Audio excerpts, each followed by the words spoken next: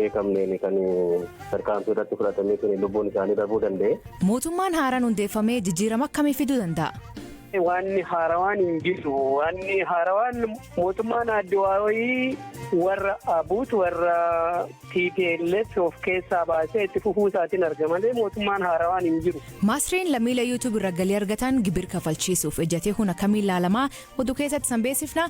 Kanaaf oduu dabalataan waliin tura an asli galgalo.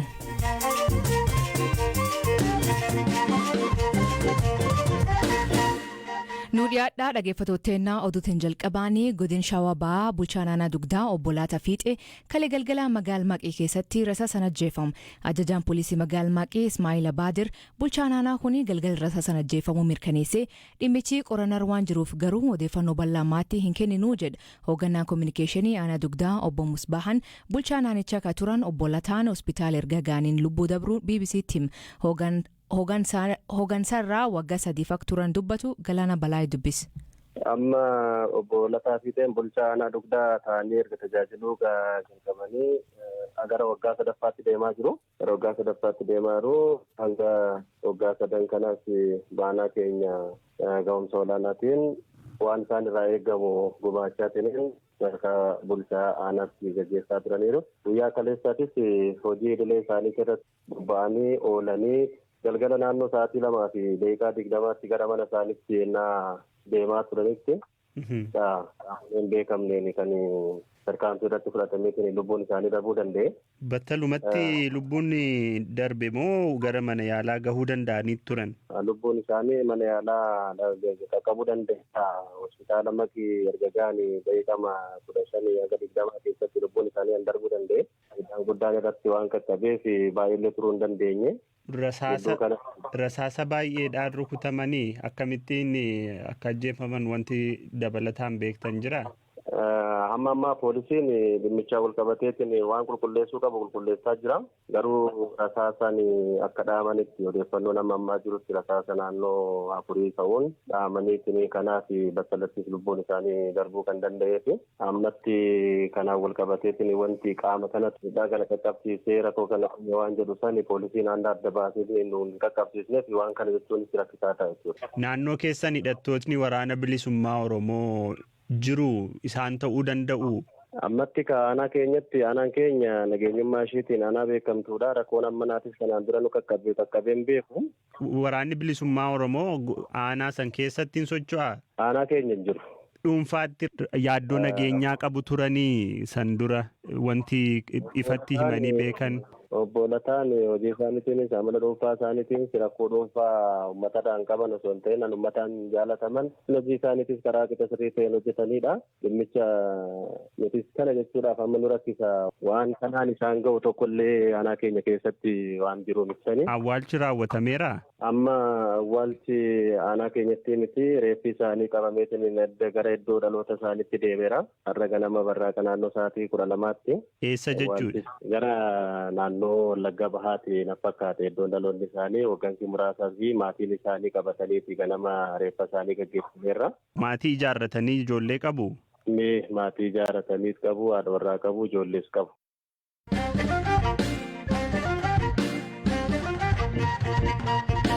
Hoogganaan deeggarsa namoomaa dhaabbata mootummaa gamtoomanii Maartin Griffiths konkolaattonni deeggarsa fe'an gara naannoo Tigraayitti akka socho'aniif gaafatan. Ministeerri nageenya Itoophiyaa Aadde Mufaariyaat Kaamil konkolaattonni fe'iisaa ammaan dura Tigraay galan deebi'uu dhabuun isaanii dhiyeessii deeggarsaa irratti danqawuu himan. Galaana Balaayii gabaasa qaba.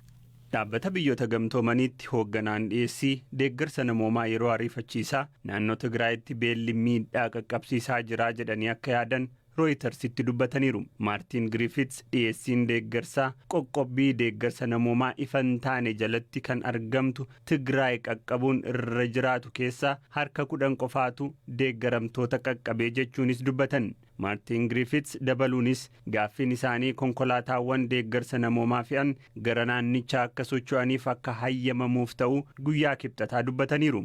Rakkoon namoomaa naannicha jiru namtolcheedha. Tarkaanfii mootummaatiin fooyya'uu ni danda'a jechuun ibsaniiru. Waraanni Tigraay baatiiwwan 10 dura erga humnootni mootummaa fi TPLF jidduutti eegaleen booda kanneen kumaatamaan lakkaa'aman du'anii miiliyoonaan lakkaa'aman ammoo kaaba biyyattii keessatti deeggarsa yeroo hatattamaa barbaaduuf saaxilamaniiru. Namoonni 400 ta'an haala beela hamaa fakkaatu keessatti argamu jechuun raagnee turre. Tilmaamni keenya deeggarsi yoo isaan hin qaqqabne beelaaf saaxilamu ka jedhu ture jechuun haala baatii waxabajjii keessa ture hoogganaan kun ibsaniiru. Gama kaaniin ministirri nageenyaa Itoophiyaa Aadde Mufariyaat Kamil har'a hooggantoota dhaabbilee gargaarsaa idil addunyaa waliin yoo mari'atan deeggarsa namoomaa naannoo Tigraayiif dhiyeessuuf danqaa akka ta'e konkolaattotni fe'isaa garasitti ergamanii turan deebi'uu dhabuu isaaniiti jedhan. Mootummaan Itoophiyaa deeggarsi namoomaa naannicha akka hin qaqqabneef dhorkaa kamuu akka hin keenye ibsaa tureera. Siriyyuu meeshaaleen deeggarsaa gara naannichaa akka saffisaan galaniif mijeessuun iddoowwan sakatta'iinsaa 7 turan gara 2tti akka hir'atan taasisuu mootummaan beeksiseera. Dhaabbileen gargaarsaa konkolaattotni fe'isaa Tigraay galan harki hedduun achumatti hafuu isaanii beeksisanii kan turan yeroo ta'u TPLF hanqina boba'aa naannicha keessa jiru akka sababaatti dhiyeesseera.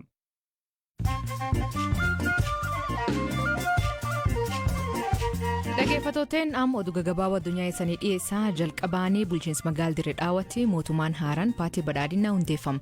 Manni maree haaraanii kaabinee magaalichaa 15f muudam kenne. Obbo Kaadir Johaar kantiibaa magaalaa Dirree Dhawaa ta'uun muudaman. Gamkaaniin manni maree naannoo Amaaraa caasalee mootummaa isaa haaromsuu fi wixinee dhiyaate ragaasis. Pireezidaantiin Raashiyaa Vlaadimiir Puutinii fi ka Turkii Reeyis Xayyib Raashiyaatti wal arguunii wal mari'atan. Gaggeessitoonni lameenii dhimmoota irratti mari'atan keessaa dhimmi bitaa meeshaa waraanaa fi Sooriyaa ajenda isaanii ta'uu himan. Turkiin meeshaa waraanaa Raashiyaa irraa bituunis Ameerikaa waliin muudam keessa galtuu godhe. Masriin lammiilee YouTube irraa galii argatan gibir kafalchiisuuf akka mootummaa Masrii jedhuutti gibirri kun xiyyeeffannaan isaa kan godhate lammiilee biyyattii waggaatti galii paawundii Masrii 500 yookiin doolaraa 32 ol YouTube irraa argatanii irratti jedha. Namoonni baay'een murtee mootummaa kan mormuun yaada isaanii miidiyaa hawaasaa irratti ibsaa jiran. Jilamaa ergaa ministeera muummee duraanii hojiirraa ari'ame pireezidantiin Tuniiziyaa Kaayis Sa'iid arraa ministeera muummee haaraa muude. Najla Buuden dubartii jalqabaa ministeera muummee biyyattii ta'uun muudamte. Muudamni isii lammiilee Tuniiziyaa biraatti fudhatama guddaa argate. Kooriyaa kaabaa misaayil haaraa Hypersonic Hawsong 8 jedhamu kalee milkiin dhukaasuu beeksiste. Misaayiliin kunin karoora waraanaa waggaa 5 keessaa isaa tokkoo fi dandeettii loltummaa biyyattii ka guddisu ta'uu miidiyaan biyyattii gabaase. Misaayiliin kun dandeettii meeshaa waraanaa niwukiliyaa baachuu qabaa jechuu. Mootummaan Keeniyaa imaltoonni Paakistaan biyyattii keessa baay'atan isaa yaaddessuu himan. Torbe dabree eegalee lammiileen Paakistaan irraa dhufan magaalaa Naayiroobii keessa socho'aa turan. Lammiileen Keeniyaa viidiyoo fi suura kaasuun soda qaban miidiyaa hawaasaa irratti ibsachaa jiran. Gareen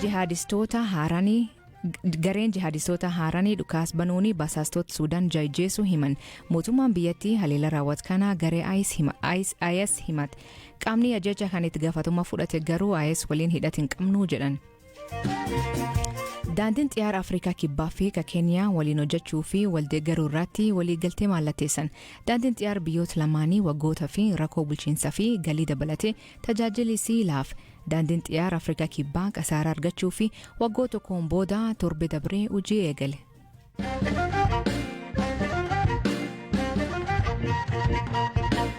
Naannoo Benishaangul Gumuz godina Matakal aanaa Dibaaxii keessatti haleellaa milishoonni naannoo Amaaraa guyyaa masqalaa raawwateen jedhameen mootummaan naannichaa maatii quba hin qabu jedha. Jiraattonni BBC'n dubbisee haleellaan kun aanaa Dibaaxii ganda Caancoo keessatti wiixata guyyaa keessaa naannoo sa'a 5 hanga 7 jidduutti akka ta'ee fi yoo xiqqaate namoonni 5 ajjeefamuu himanii turan. Hoogganaan kominikeeshinii naannoo Benishaangul Gumuz obbo Millese Beyyene haleellaa raawwate kana quba hin qabu jedhee BBC'tti. እንግዲህ በዋናነት ይሄ ልዩ ኃይል በራሱ ትዕዛዝ በራሱ humni addaa naannolee irraa dhufe ofiin socho'ee haalli haleellaatti raawwatu hin jiraatu. Humni addaa Sidaamaas haa ta'uu ka Amaaraas haa ta'uu ka Gaambeellaas haa ta'uu ka uummattoota kibbaas haa ta'uu ka naannolee kaan irraa dhufe komaand poostii raayyaa ittisa biyyaa jalatti hundaa'ee fi ajaja hooggansa komaand poostii irraa kennamuun alatti dhuunfaan haleellaan yookaan ooppireeshiniin raawwatan hin jiraatu. Uummata irrattis tarkaanfii tarkaanfii fudhatani. Odeeffannoo ani amma qabuuni haleellaan akkasii hin raawwatamne. Odeeffannoon manni gubatee namoonni achi keessatti ajjeefamaniiru jedhu anaafis haaraadha. Yeroo fudhannee raawwatamuu isaa ni qulqulleeffanna. Kun raawwatameera yoo ta'e sirrii miti. Qoranneetu sin beeksifna. አዲስ መረጃ ነው ይሄ ሜቢ ማጣራት እንችላለን። ይሄ የሚደረግ ከሆነ ትክክል አይደለም እናጣራዋለን።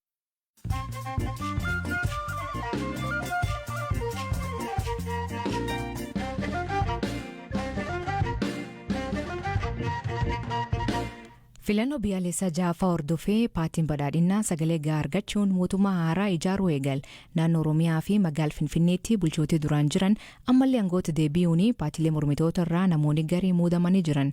Mootummaan haaraan amma yeroo biyyattiin rakkoo nageenya fi dinagdee keessa jirtu hundaa jiru akkamitti ilaaltaa jedhee xiinxala siyaasaa Itoophiyaa obbo Dajanee Tasammaa gaafan.